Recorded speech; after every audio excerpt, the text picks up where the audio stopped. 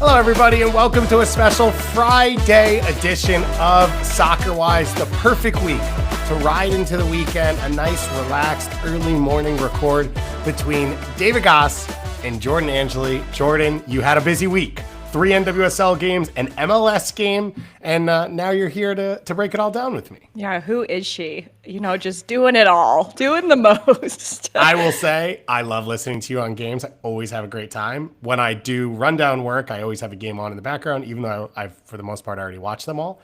And I, by coincidence, come into the show right off your segment in the Angel City game where you did forget how to speak the English language for a consistent little while. The word that it started with was perennial, I think. And I think I said, wait, let me try that again. Mm-hmm. Yep.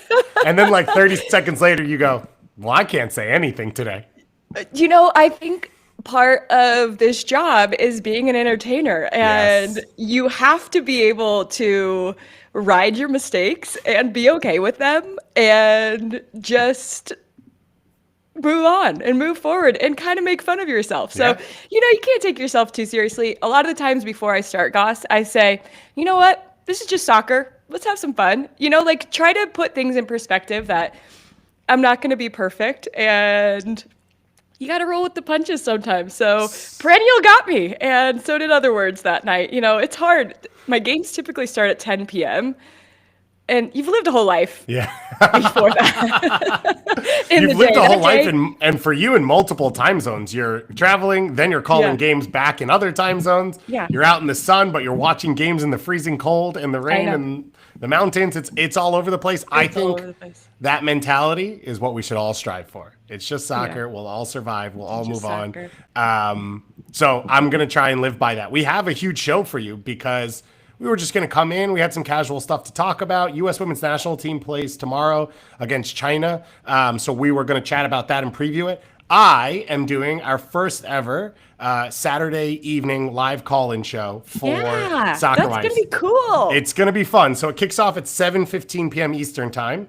And the reason for that is it's right after the U.S. Women's National Team game. So we will be able to chat about it. If you want to call in and talk about any of what you see in that game, please do so. We're going to post the link on our Blue Sky account and Instagram tomorrow. You click the link. It takes you to a place. You put in your email. You get, quote unquote, a free ticket. And then the ticket, when the show goes live, sends you a link to join. And then you just can come on and chat about anything you want to talk about. We can also talk about any NWSL game or NWSL team. Obviously, no NWSL this weekend.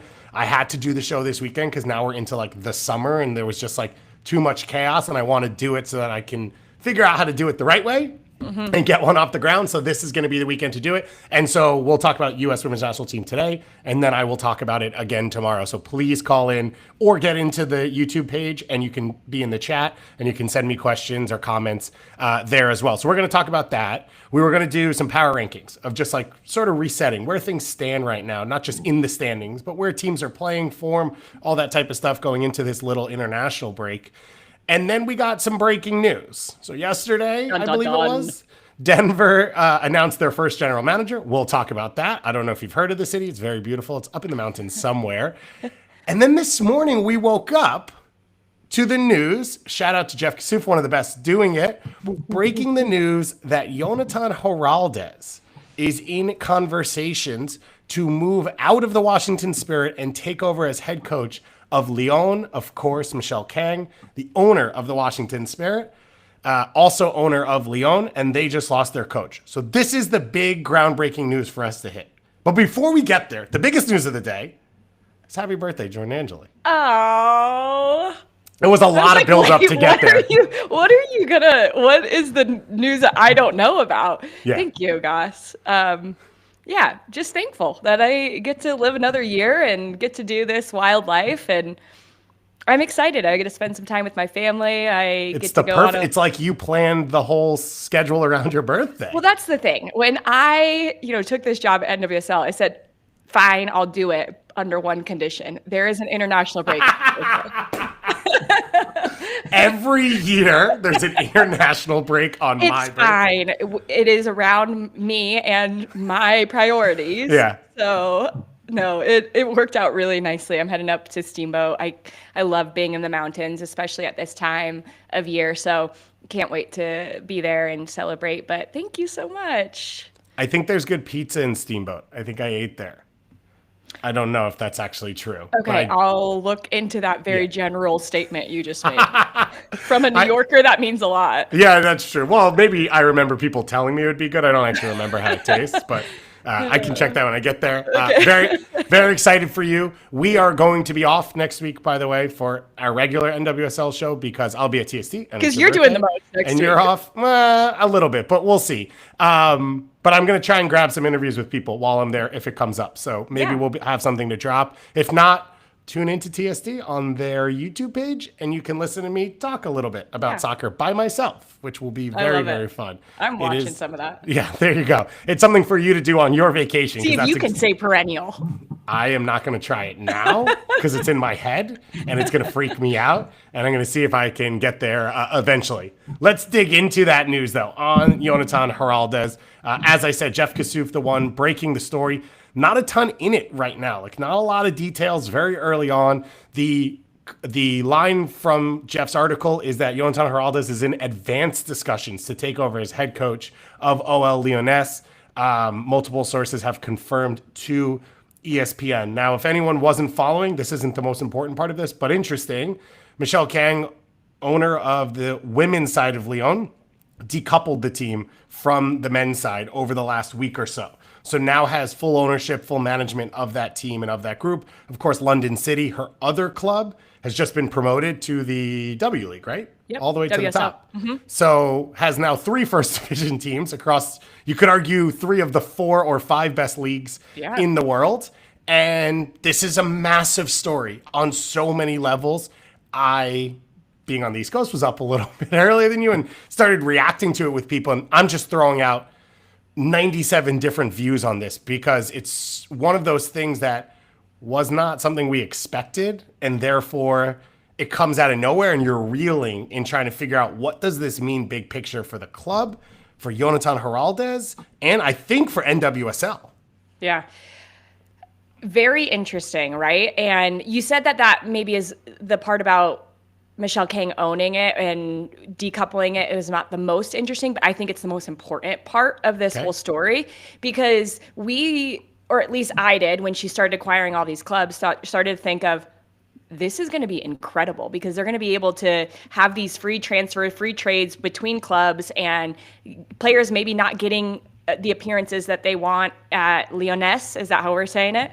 Lyonnais? This is not my expertise. Great. French is awesome for us, so can't wait. Nothing could be further from my Lyonnais, confidence. like players that maybe aren't getting the minutes they want, could they come to the Spirit? Could some Spirit players go and play for half a year in France or in London? I think that is where my mind went right away and how cool that would be. But I didn't think about the competition level when it comes to head coaches, because Jonatan Giraldez, in the last few years, because of his success at Barca, has been one of those top echelon head coaches in the world, right? Everybody talks about him. I think it's maybe slightly skewed because of Barca and they get whatever players they want because it's Barca and they have all the best players in the world. But when you're talking about going, for him personally, potentially going to one of the most historic clubs in the world when it comes to the women's side, you can't blame him for trying to go coach that team, right? I think that if that was me in this position, that's something that I would aspire to. But it is kind of disappointing at the same time because here you are in NWSL trying to bring this idea of world football to this league and advance the level of the league. And you just leave a year into what you started? Yeah. I mean, barely a year, right? It would have been a year right around this time. Right, because he signed and then came later. Yeah. It's interesting that you say it. I actually never really thought about it in the context of he just wants to go coach this team. Because leaving Barca to come, he could have gone kind of anywhere. And I don't know the gap between, I mean, you would argue Barca's a better setup than Lyon. So I don't know. I guess my first reaction was this was Michelle Kang's group saying, how do we get Lyon back to a Champions League final? for a Maybe. club that just lost in a semifinal. And But you they're do that close. Like, it's not like I don't disagree with you, but what can get you over the top? They have said, as many people have said, that he's the best coach in the world. You have the best coach in the world inside your system. And I think that's where this is really murky right now, which is we have no comps. There is no situation where a multi-club ownership group has multiple clubs that are almost at the same level. It's always very obvious what the steps down are. And so you would never really have a scenario like this. Normally it would be, okay, this coach has done well here. It's time for them to challenge themselves at a higher level. We have a team at a higher level. We want to keep them in our system. We bring them there. You could say, when healthy, Washington Spirit could challenge Lyon, and you could say NWSL could challenge the French league. And so that's where this is harder for me to understand of like, is this the overall club model saying this is what's best for us? Is this a Jonatan Giraldez saying, I don't want to live in the US? And them saying, okay, well, we have other teams. Like, rather than lose you, we'd rather bring you there. I'm speculating on all of this. But I want to ask you honestly, do you think a healthy Washington Spirit could challenge Lyoness? Well, that's why I said healthy specifically. I don't think even healthy they could. You don't think they could challenge, or you think they don't win more than 6 out of 10? They don't win 6 out of 10. Interesting. That team is stacked. Yeah, I don't disagree. That team is stacked, and I don't think that it's not that I don't think Washington Spirit is a good team. I just think like I Heaps, Vanderdonk, Renard centrally. I mean, I know a couple players left, right? So I might be talking about players who have left. Yeah, Diani. It just is, and maybe that would be different, and maybe that's why they want to bring in a coach who attracts players to come play for him. Maybe that's a big idea too, right? Because that has already happened with the Spirit, but I don't know. I don't know if they would. Interesting. I would say when healthy. So now we're talking all the center back options. Are we talking about Andy Sullivan being available? Yeah, of course. Yeah. So we're talking about. And her baby's in the crowd cheering her on. Yeah, obviously. Yeah. And Ule Sarr healthy, and Croy Bethune healthy, and Trinity Rodman healthy. You are definitely saying there's an international starter at every position with this Washington For the Spirit. Group. Yeah. Right? I don't know. I just don't. Maybe that is my perception of this Lyoness club. And maybe that is one of the reasons why I think Jonatan Giraldez is like, yeah, I want to coach this club. Now I've coached Barca and I led Spirit to a final. And now I'm coaching one of the most well-known clubs. Like this club, I knew about this club when I was younger, and Allie Wagner went and played for them. Like it is a club that I personally known about in the women's game for decades, which is not something you say about the women's game very often. So I think that is just an interesting aspect of it, is like he wants to be the best head coach in the world. Could he create that here in NWSL? I think so. I think he could really add to his resume with a Spirit team who wins shields, who wins cups, who potentially plays in a Club World Cup that, will happen a couple years from now. I think that's really the only time we can start to see, like, how do these leagues compare? Yeah. All we have as reference right now is what we see and what we hear from people who come from those leagues. So it's interesting. It's an interesting topic, right? It is fascinating, and it's why I finished that rant at the start with, I think it's also a fascinating moment for the league. It's a fascinating moment for the league because the Washington Spirit are set up to be very good for a lot of years, and that shifting in any way, even if it's parallel and not a total drop, but like change is a big deal. The other big deal would be if anyone in this conversation, whether it's ownership or the coach, said, I want to build the best team in the world, and I can't do that under the constrictions of what NWSL is. No one has said anything. So this is David Goss speculating and making stuff up. But there is no reason that a Michelle Kang owned team in a top league in a major international city like Washington, D.C. couldn't be as competitive. And if Jonatan Giraldez is saying, I want to coach the best team and I got to go there to do it, now you're talking about the restrictions on the structure of the league to build a team like that. And that's a conversation that has to be had if NWSL wants to go where it says it wants to go. Yeah, and it would make things a lot more interesting here, right? because how would you really see the people who are invested in making this league be better versus teams that aren't willing to put in that investment? And then you start to see, I think that's why all over the world and other places, we see this giant discrepancy in the table, right? And I think John Rollins in the chat says it's easier to win with Barca or Lyon consistently because there's a bigger gap. You just buy whoever you want. Yeah. Including coaches. Yeah, 100%. So all of this I think is really interesting. And again, we have no details. Everyone is obviously saying, okay, well, Adrian Gonzalez is the next coach. He was the interim before Jonatan Giraldez took over. They were extremely successful. We assume, has been on the top of the list for a lot of coaching openings since then. If he wanted them, I think he's kind of the first name that comes up when X team anywhere is looking for a head coach. This is someone who has as close to a positive resume as you can have without having a current job and having left for some reason that was negative because he didn't even end up leaving. So it seems pretty clear. Now, I do think there's the scenario in which it is like Jonatan Giraldez doesn't want to be in NWSL or the US, whatever that is. I think keeping his game model and his soccer ideas inside your club group is really positive. And we have seen on the men's side from Manchester City, like Pep Guardiola sets a style. It's taught throughout their group to other coaches and other scouts that don't even work there, or you can bring people on site. Right, the seasons are different. So if you are, let's say, a head coach or assistant coach in Washington, you can go and study at Lyon and be there for a while and all that type of stuff. So I think there's still positives in all of that, but it is going to lead to some really awkward questions of just. And I think now you go off the field for fans to say, well, where do we stand? Like, this is something that is really hard with soccer in the U.S., which is people are used to watching the best. The leagues in the United States are the best at what they do. A lot of that's because no one else has these leagues for these sports. So it's fine. It's hard, I think, to convince people in major American cities, no, it's okay. Your thing's really good. It's just we have this other thing that's better. You know what it kind of reminds me of is in the United States, you can have multiple teams across different leagues, right? And I just think I'm from Denver, so I think of Kroenke, right? And there is a lot of talk over the years about, what do they care about? Over the Nuggets, the Avs, the Rapids, Arsenal, Rams. What do you really care about if you are you prioritizing each one of these clubs?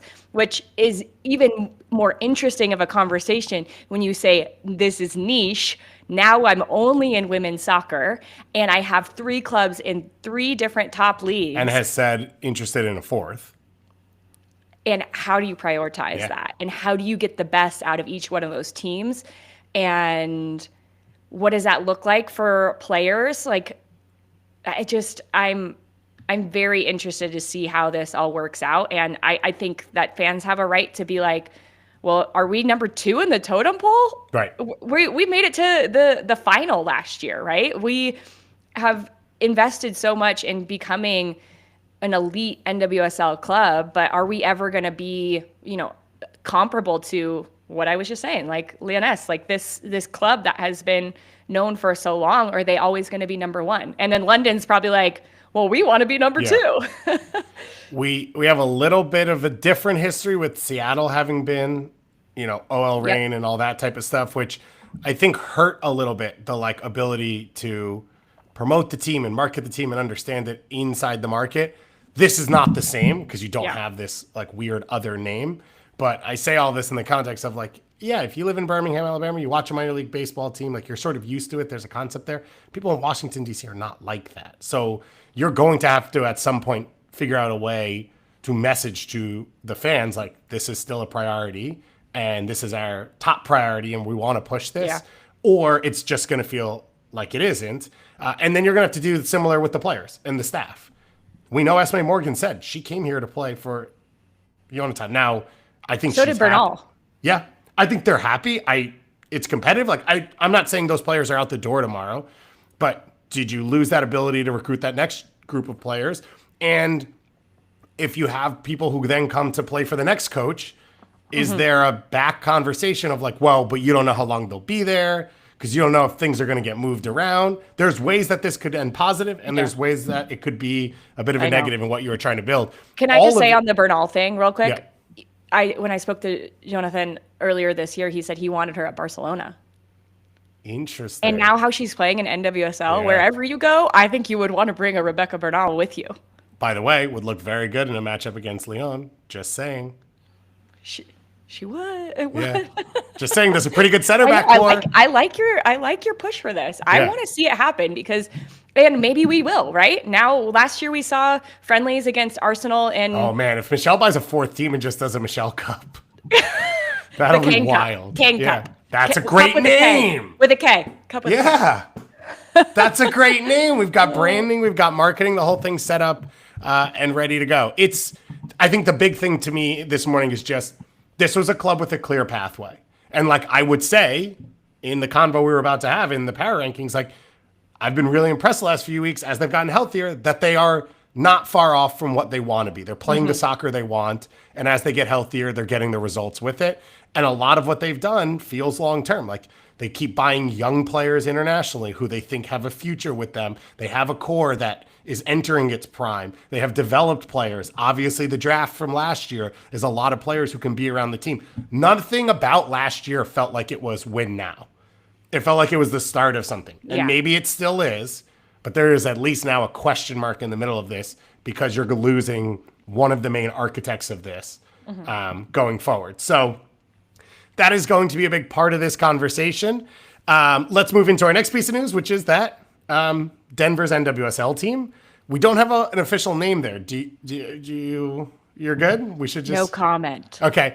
They have officially hired their first employee on the sporting and competition side, and that is general manager and longtime veteran from NWSL and from USL as well, from North Carolina, Kurt Johnson, finished as president of North Carolina Courage and North Carolina FC and was GM as well, and now will take over sporting direction for a club that has no players and no coach, and will look to build something for next year. Jordan, you're obviously more closely associated to this than maybe some of us, but this is a big moment for the team to start to set a soccer direction.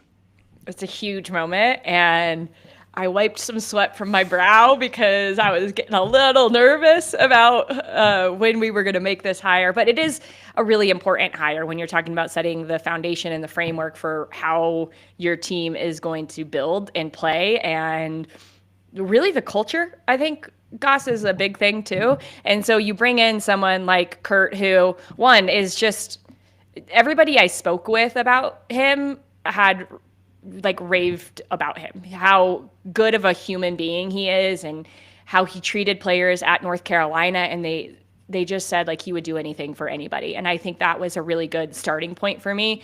But then when you bring in his history in the league, his history in soccer, like it spans MLS, USL, as you mentioned, NWSL, but his time in NWSL specifically recently, the style of play that I think is associated with North Carolina is a very attractive style of play.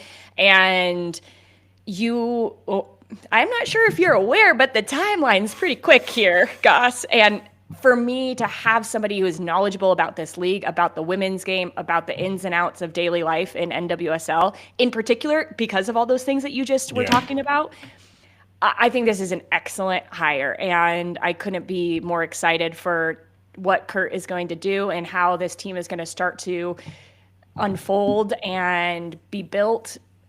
And it's go time. Yeah.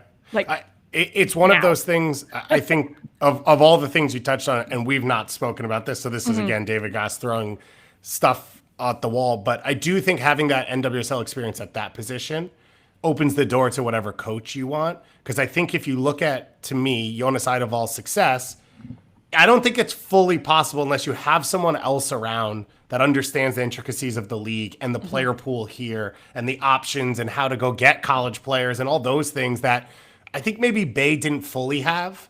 And Bay went and got some of the best players in the world, but the little gaps to fill in to make a cohesive 13 to 16 person roster that has a style that all fits and all of that. I think some of that was missing because maybe there wasn't the full NWSL knowledge in the room.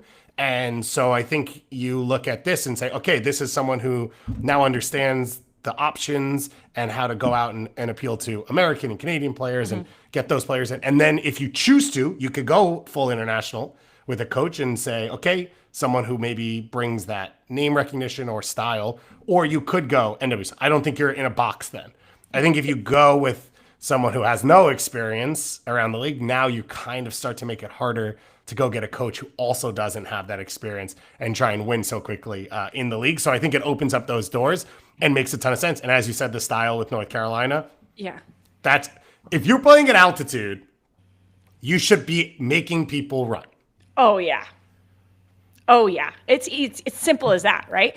I think you make like the point you made about it is easier to come into this league and be a good coach than it is to be a good GM because of the restrictions with the salary cap and the nuances to how that you can build teams in this league. So that for me, number one, I was really happy with the whole entire process and how Rob Cohen went about it, but that it ended up with Kurt Johnson and his reputation is great. And yeah, I just, free agency, Goss, is it starts in a month.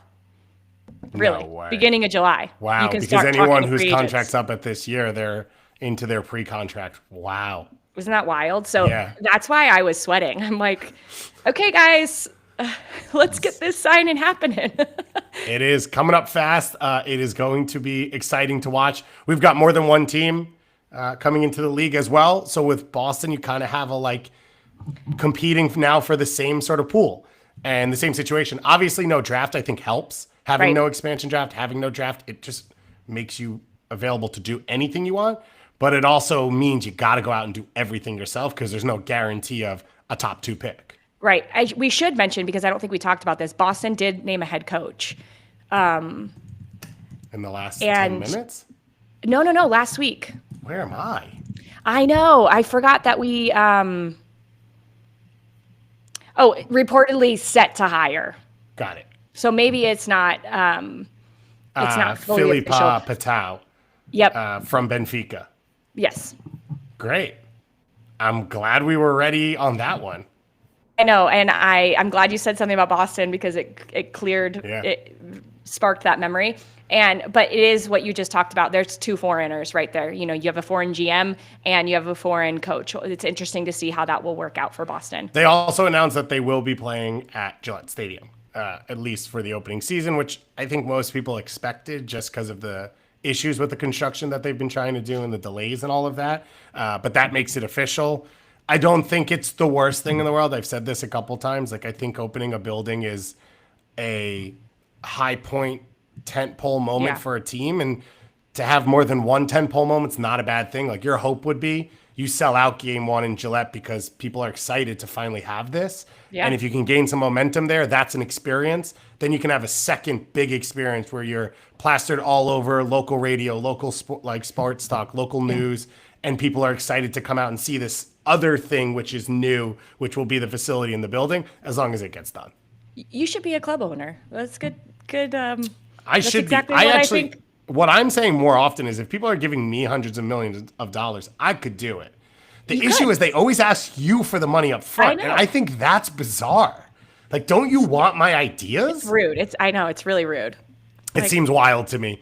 I also have been to Gillette Stadium many a times. It's not my favorite trip in the world, so good luck to everyone going out there and enjoying that experience. Let's dig into our last 2 topics. Let's start with the U.S. women's national team facing off against China in Minnesota at Allianz Field, I think is what it's called, on Saturday, 5 p.m. Eastern time is the kickoff time. We know no Giselle Thompson will be available for this camp, taken out with injuries. Otherwise, we've gone through the roster as it was announced. And now we prepare for 2 games. So a game on Saturday and a game on Tuesday.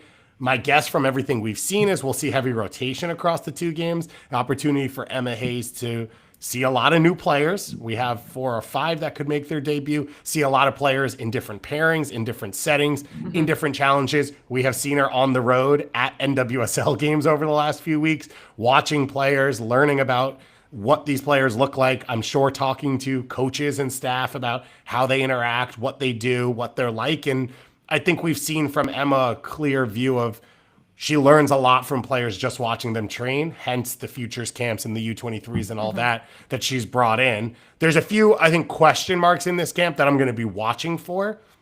It's maybe not like the easiest camp to come out of and say, like, we're going to have clear answers because of some injuries and opponents. But the first one is the pairing with Naomi Girma. I think, to me, anything that's happening in a triple espresso convo and whatever else, the future of the national team is that spine. Goalkeeper is a question mark and probably not one that will be clearly answered in the near future. Center back should be a strength, and it should be something that can alleviate a lot of the problems or any problems that occur in any of these other positions. Girma is the best in the world. She hasn't been healthy since Tierna Davidson went down. She hasn't really played a ton since the Olympics with this group. And so this is a chance to see a few candidates who have vied for the spot of Naomi Girma's partner finally actually partner Naomi Girma. I know. And the interesting thing in Girma's absence is we've seen center backs play on the left back side or the left center back side. And I think the bigger of the two questions, like that is a big question. Who's going to pair with Girma? But it's where is Girma going to play for Emma Hayes? And we've seen her play as a right center back. We've seen her play as a left center back. I think with this roster and with the absence of Tierna Davidson, the left-sided center back, I think you have to play Girma as a left-sided center back. And it actually suits up well for those other players. Like, I don't, this is just me, I don't think Emily Sonnet should play this tournament or these games. Yeah. You know what you're going to get from Emily Sonnet. She's consistent. She can play either center back position, but I think you need to see if Emily Sams or Tara McKeown is one of the next players to partner with Girma. So I think you play Girma at the left side and you play those two on their strong side on the right, and you say, all right, who's going to compete better? It's difficult because it's not against the same opponent. And typically we see these camps, two games, same opponent. And so you're getting a little bit of an idea of who can rise to the occasion against the same style of play. Yeah. I think in my brain, I want this to be Tara McKeown. Like, I want it to be McKeown and Girma because of what McKeown can add in dying minutes with her attack. I mean, we've seen her 2 assists in the last couple of games. Yeah. She is a forward at heart, but has really taken on the center back role well.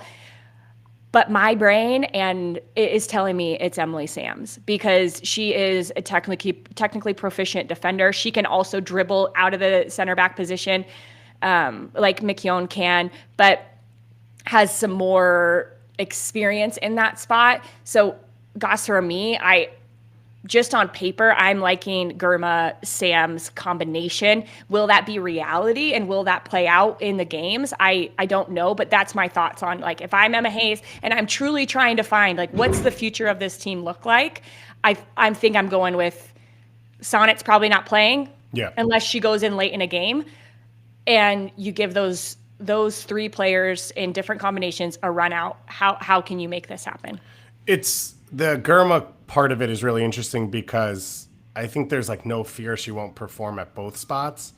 But I guess the question is like, what are you solving for? Is the first thing you solve for is the best player in their best spot? Or is the first thing you solve for, how do we make the collection better? Because Sams and McKeown both play on the right week in and week out. So they're going to be uncomfortable, out of position at a level they don't have a ton of experience with at left back. But do you move the best player in the world at their spot around? Or I think with Girma, there's a really good chance that it doesn't really affect her. Like, she played San Diego as a left center back next to Ivy Dahlkemper. Right. And the things she does at an elite level, 1v1 defending, coverage over the top, managing the spacing of a back line, that stuff doesn't really change. It's really just the passing, which I think we talked about coming out of the last camp. McKeown really struggled with on the left side because she's right-footed dominant and didn't feel confident to break lines with her left foot into midfield. And that closed off a lot of options that then, I think it was Japan in that game, felt like they didn't have to close down on and defend, and it took away the options that you actually wanted. So you're probably right that that's what you're going to do. And I think it's a real toss-up. Like, I really think it comes down to who performs on the day. I think McKeown probably has a higher ceiling because of the goal-scoring stuff you mentioned, and because it still feels like she's getting better. Yeah. Because she's learning position later. And yet Emily Sam's probably been the best center back in NWSL for the last year on average. That's why it's like, I feel like it's like a head and a heart thing. Yeah. I don't like, and I really, really love both of these players. And I think this is a spot that, Goss, we talked about. There is a big group of players coming up from the youth ranks that are now getting minutes in NWSL. You know, how soon are we seeing Trinity Armstrong in there? I think pretty soon. So if you don't Jaden establish Perry. that, what'd you say? Jaden Perry. Jaden which Perry, then if you're saying, do we need a left center back? Yeah. So Jordan Bug. I just feel like it's not now or never, but a really good opportunity for both of these players to say, I'm your girl. I want to play in this spot. And I think and I'm not just going to tell you that, I'm going to show you that. It will be interesting because of the game states. My expectation would be the U.S. will have a chunk of the ball. They'll play higher up the field. Orlando's had less success with that this year, where like you go look at that Seattle game, McEwen creates the goal, high defending, wins it back, immediately breaks lines into midfield, like understands that moment.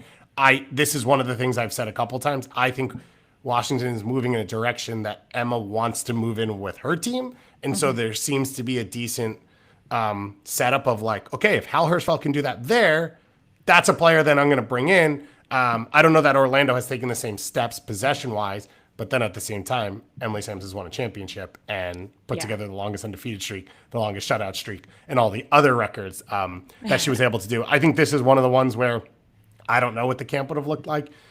I think Alana Cook's not far away, though, from an option. And again, someone who naturally plays on the left. And so just really unfortunate, the timing of her injury with the way she's played and what she can do. One of the other things I wanted to just touch on is I think it's going to be fascinating to watch how the central midfield pairings are put together, because you do have two club pairings that are available. And so I think in abstract, you would say Hutton and Coffee are probably your top two. And then maybe it's Johannes and Coffee. So maybe this isn't even a conversation with Heaps in front of them or Johannes in front of them, whatever it is. But you do have Claire Hutton and Lola Bonta in this group, and you do have Olivia Moultrie and Sam Coffey, players who play week in and week out together.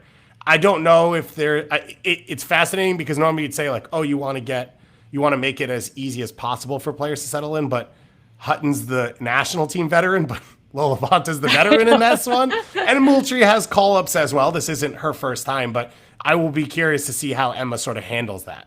Who would you want to see against what opponent? I guess you could play Moultrie as the 10, right? And play Coffee. I have no idea. Me neither.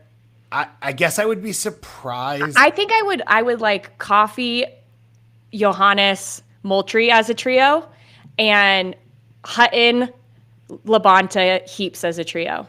Because Labonta gets into the attack and therefore Heaps can sort of drop in and out. Well, both. I think they both can play in the 10. I think they both can play in the 8. It becomes a bit of a Di Bernardo-Labonta relationship. Yes. But like you just said, you have those pairings that they're comfortable with playing centrally. You have a veteran in both of those, in Heaps and Coffee. And then you have creative players around them or ball-winning players. I think I'll be interested. I think this is a really interesting conversation with the players brought in, and how do you make them comfortable, but also how do you set them up for success? But I want to see all of them play. Like, I want to. It's hard when you look at that group to be like, oh, well, I'm just not going to start Lily Johannes centrally, right? Because she's been excellent. I don't know. Good luck, Emma. You also have an interesting situation because it is an NWSL heavy roster of Heaps and Johannes are the two that ended a long season, are going into an off season. True. What do their minutes look like? Do you want to get them a lot of minutes because they're about to not play for a while? Do you want to play them very few? And then there's some questions in the attack up top. It's not ideal with Giselle Thompson coming out. Michelle Cooper hasn't really played. Yeah. That's one of the pieces in there. And you don't have a lot of natural center forwards, I would argue, in this group. So it probably Kat and Lynn Biondolo are the two, but Biondolo hasn't really played as like a one in between two wide players that much over the last year. So I think there's question marks in all of that. I'm excited to see Ali Sentnor. The game's just been hard for her, and it's tough. And she's just so talented, and you see it with the national team where I think she fits in really, really cleanly.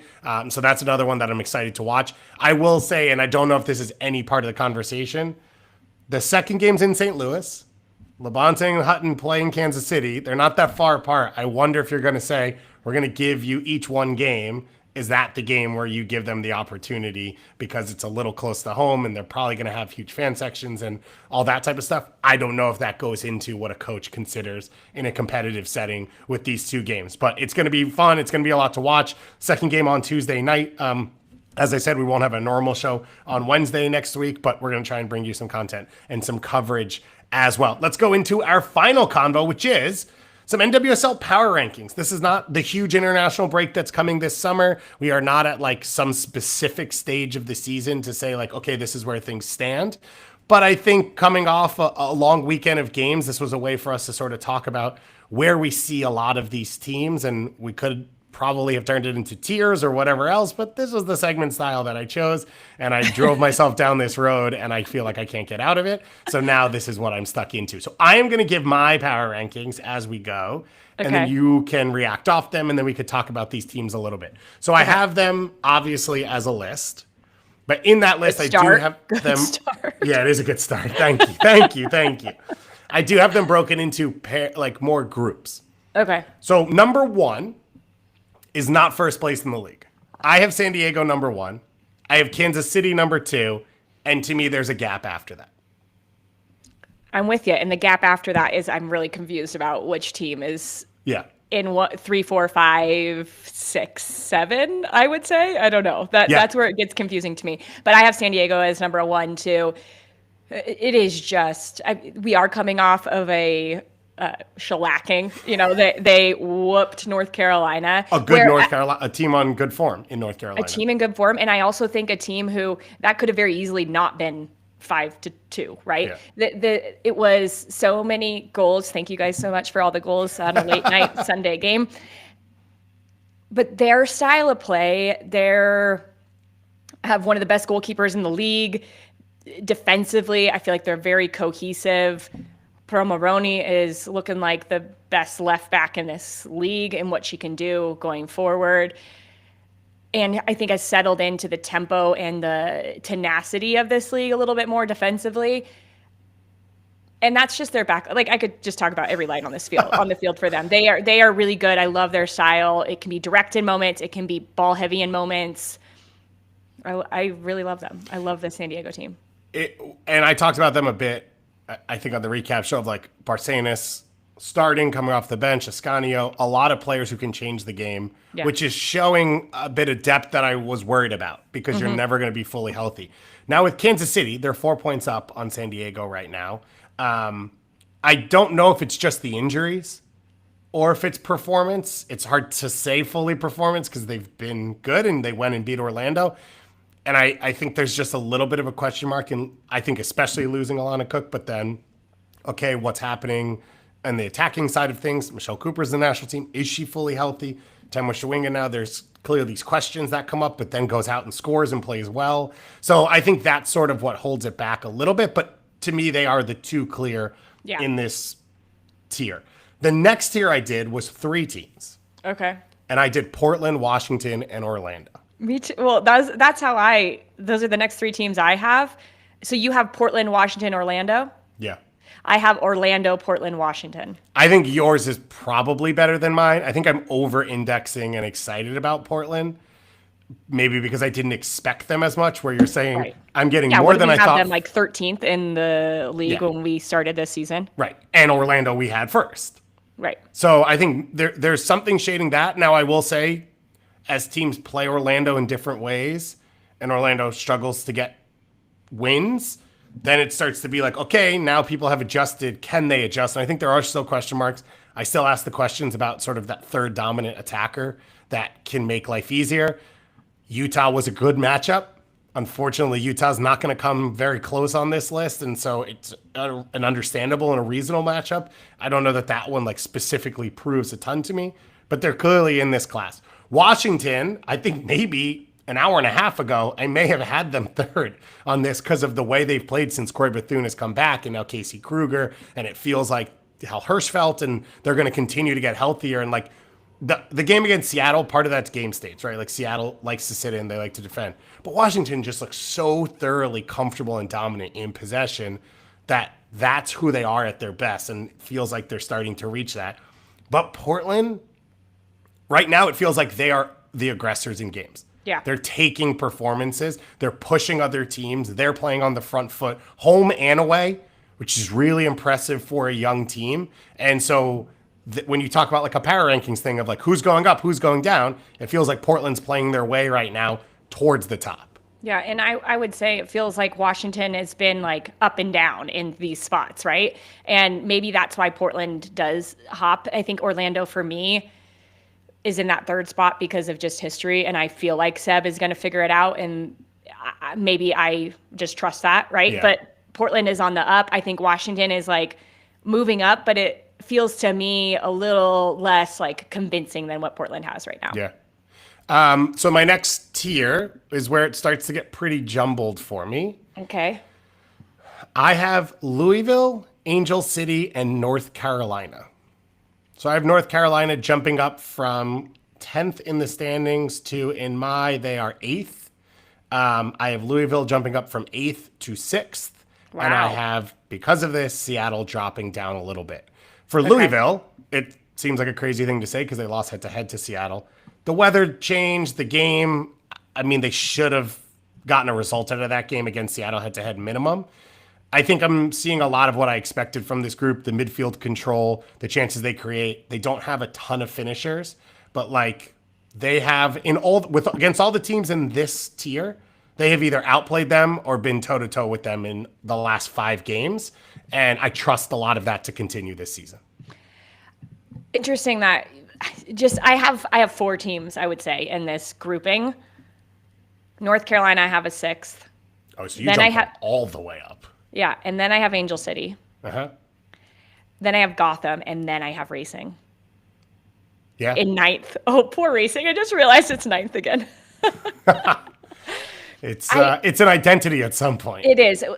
I agree. I think they found their identity, right? This is going to be a team that is most dominant without the ball, and off the ball is what's going to define who Racing are.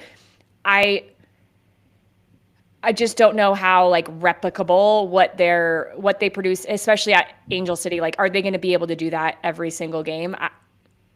I don't trust that as much, I guess. Whereas I feel like Gotham is slightly above them because once those players in the attack click, I feel like, but I mean, we talk about that all the time for Gotham, right? I think out of all these teams, Angel City, I like the upside. I think Alyssa Thompson is one of the best, if not the best winger in the NWSL right now.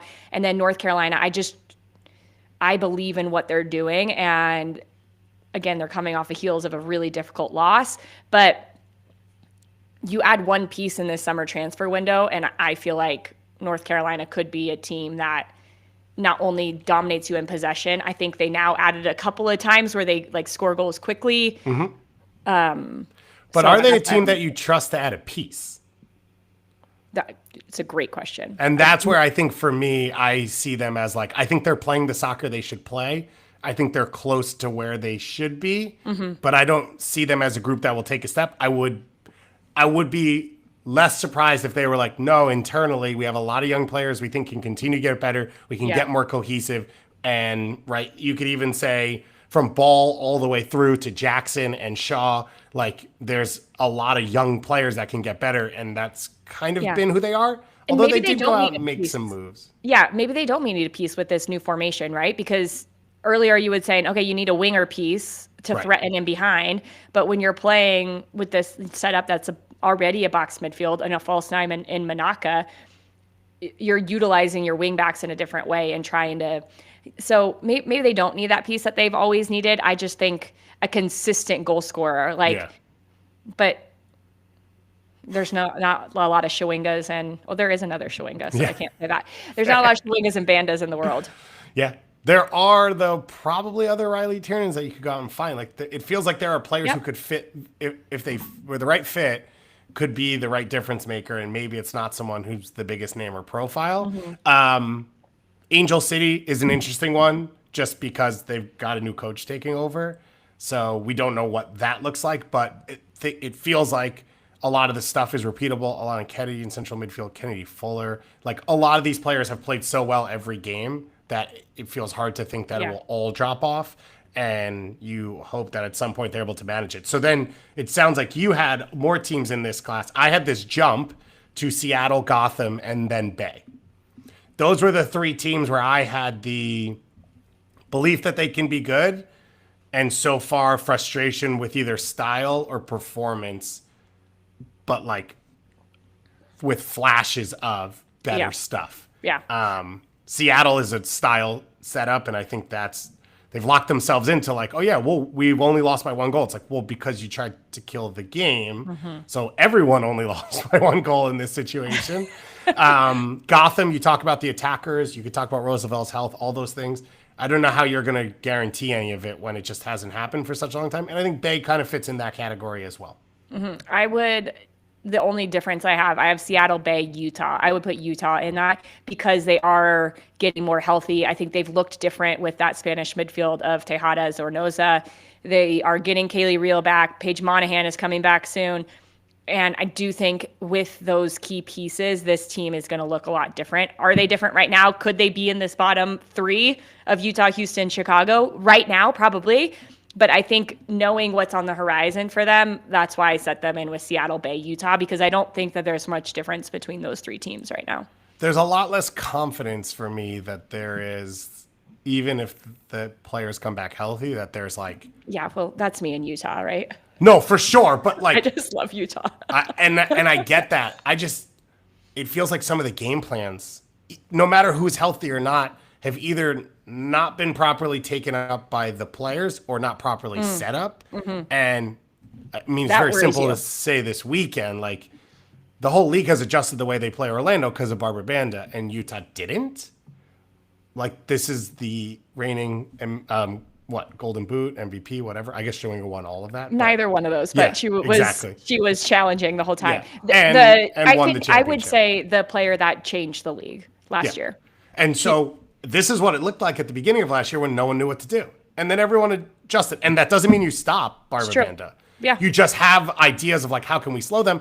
I would argue even with the goals they scored in Washington, it was similar of like they kind of played directly into Washington's strengths. They continued to funnel the ball directly into like Rose Kouassi on the edge of the box. And so I think there was a lot of stuff over the last few weeks that I worry that right now the ideas don't make sense, and it might all fall. It's a trust thing for you. Yeah, and it might all fall to maybe the players, and then you get the right talent out there, and if they can dominate the game in central midfield and have the options, which is we control the pace all the time of the game, that probably alleviates a lot of these issues because you're not giving up transition moments, unexpected moments, but I have to see it to believe it. As you said, I don't trust it. That's where I had Utah and Houston in this next tier, and then Chicago at the bottom, sort of on their own.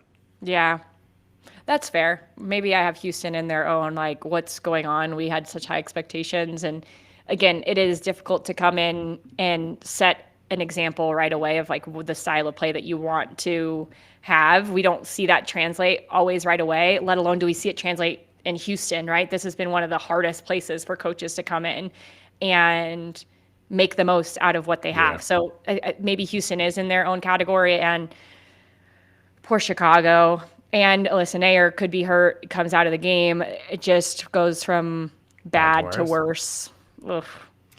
That's all I have to say about that. Yeah, and that's where we finish. We are excited to get back into the NWSL swing of things, and we'll have all of your coverage as we go forward. Reminder, the live show on Saturday night, if you want to talk about any of these teams, if you want to talk about the U.S. women's national team or anything else going on in the soccer world.